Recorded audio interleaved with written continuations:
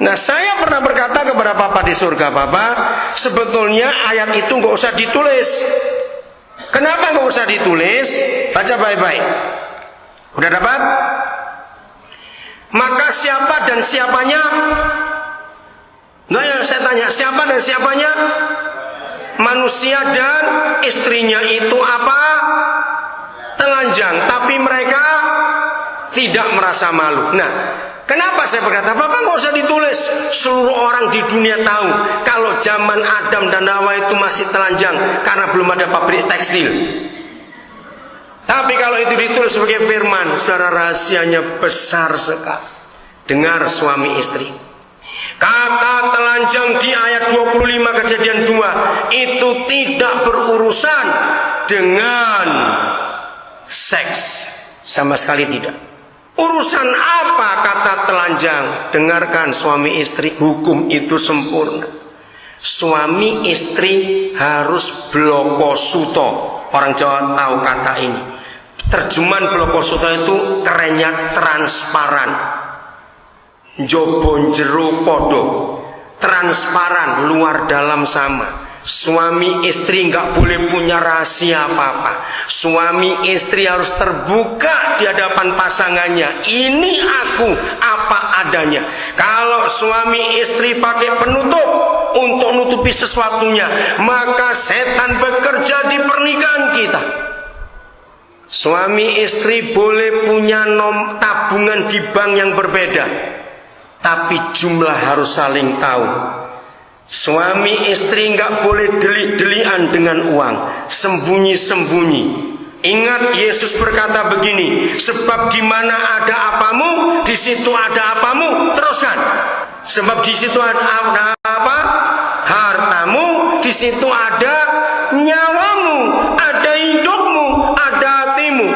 Nah, kalau suami istri pisah harta, nggak saling tahu, berarti mereka pisah atau tidak hatinya? Hei, jawab coba, pisah tidak? Ya pisah. Nah, apa itu bukan cerai? Awas yang masih ada rahasia. Suami istri yang punya alamat email dengan password harus saling terbuka. Suami istri yang punya handphone pakai PIN, nggak pernah tunjukkan pasanganmu, awas. Suami istri boleh punya almari yang berbeda, tapi waktu berak kunci nggak boleh dibawa. Awas.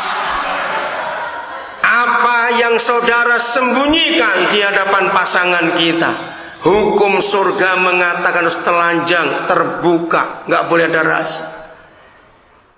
Di situ tidak ada dusta lagi. Katakan amin. Arti yang kedua, telanjang itu komunikasi. Maka itu saudara, suami istri itu dinilai dari hubungan komunikasinya, bukan rumahnya berapa miliar, mobilnya apa, tidak. Suami istri yang harmonis selalu kurang waktu untuk saling cerita, saling membuka hati.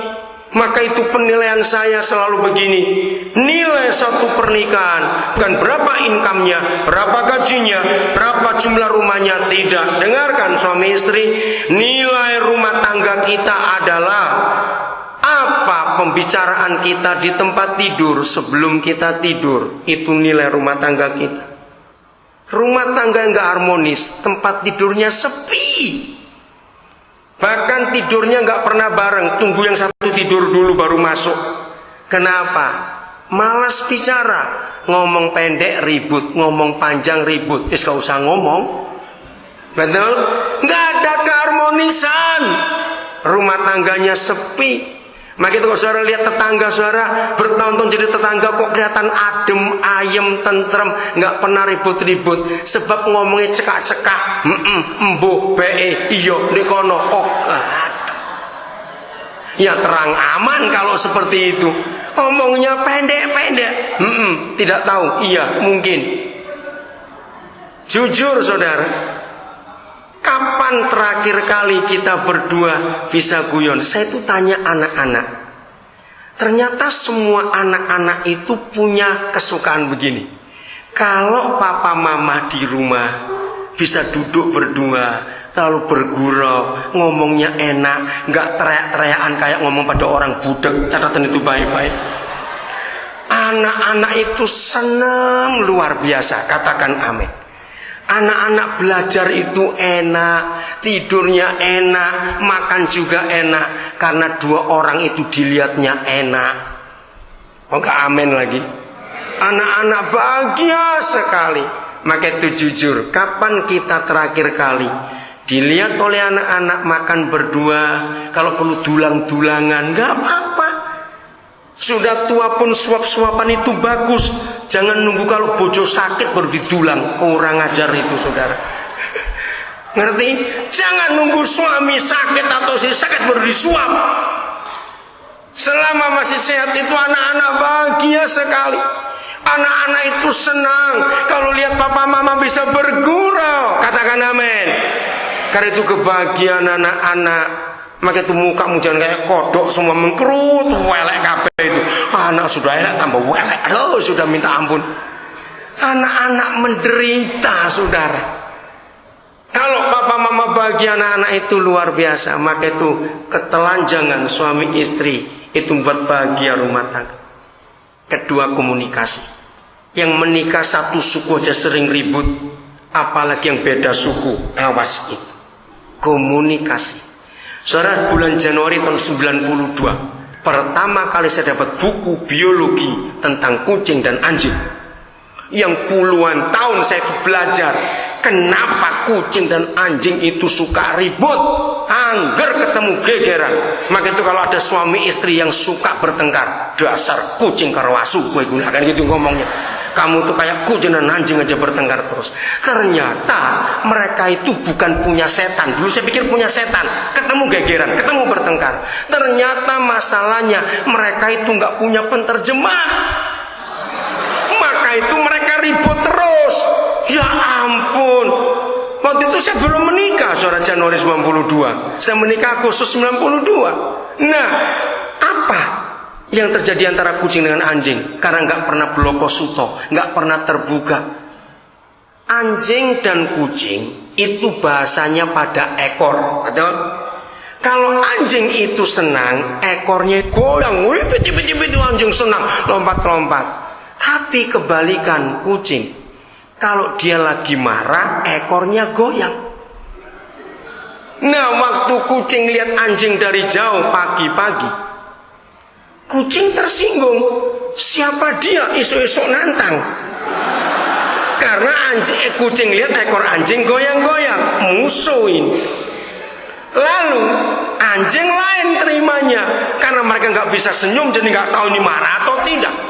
Begitu anjing lihat kucing dari jauh ekor goyang-goyang, dia tanya, siapa pagi-pagi cari teman? Karena ekor kucing goyang-goyang. Lalu mereka mendekat. Tapi motivasinya beda. Kucing nyakar dulu, telat buat anjing taunya. Nah, suami istri yang tidak harmonis karena nggak ada komunikasi seperti itu, selalu salah paham. Maka itu suami istri, anak-anak menderita. Kalau tiap kali dengar ayah ibu ngomong, pasti nada tinggi, dikandani gak ngerti-ngerti. Nah, itu kata-kata jahat. Buat anak-anak kalimat yang keluar di mulut ayah ibu, dikandani gak ngerti-ngerti, diberitahu gak ngerti-ngerti, itu melukai hati anak. Maka itu tanya perkataan kita sendiri, baik atau tidak. Saudara, jangan ada dusta. Berdamailah, ampuni, katakan amin. Alkitab itu begini, ayatnya tidak ada, cuma saya kumpulkan dari ratusan ayat tentang pernikahan. Dengarkan baik-baik. Mengapa dia berkata aku benci perceraian? Alasannya jelas. Karena kalau orang bercerai karena nggak cocok, itu bukan solusi, bukan jalan keluar. Masalahnya apa? Kalau orang itu cerai lalu kawin lagi, akan ketemu masalah yang sama. Kenapa? Karena orang itu akan menikah dengan yang namanya orang, bukan orang-orangan. Kalau orang-orangan mbok nikah itu namanya golean. Seorang menikah dengan boneka. Saudara,